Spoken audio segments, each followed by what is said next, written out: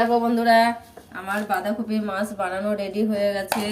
এই দেখো বড় পিস, তারপরে এই দেখো সব পিসগুলো আছে, আর এই দেখো লাস্টের এটা লেজার কাছে ছোট পিস। আমি মাছটা ভাজবো, তোমরা দেখতে থাকো। দেখো আমার তেলটা গরম হয়ে গেছে। এবার আমি মাছটা ছেড়ে দেবো। এই দেখো আমি মাছটা এবার ছেড়ে দিচ্ছি তেলে।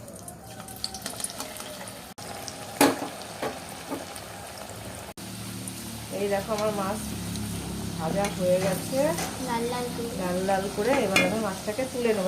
মাছটা ভেজে নিয়েছি।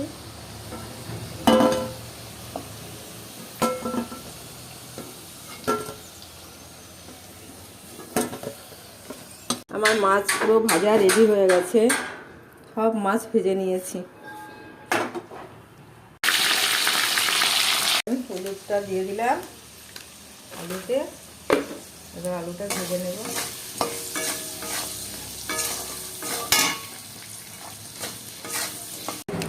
দেখো আমি এবার মশলাটা বেটে নেব।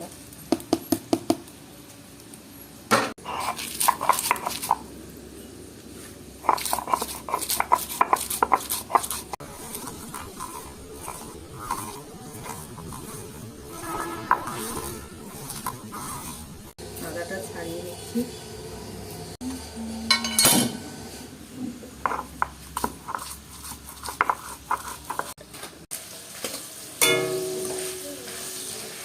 আলুটা ভাজা হয়ে গেছে, রেডি। লাল করে ভেজে তুলে নিচ্ছি। তেজপাতা, শুকনো লঙ্কা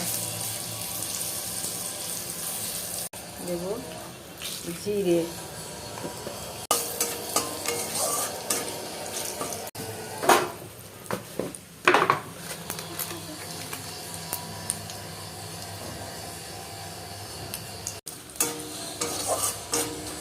মশলার মধ্যে আলুটা দিয়ে দিলাম।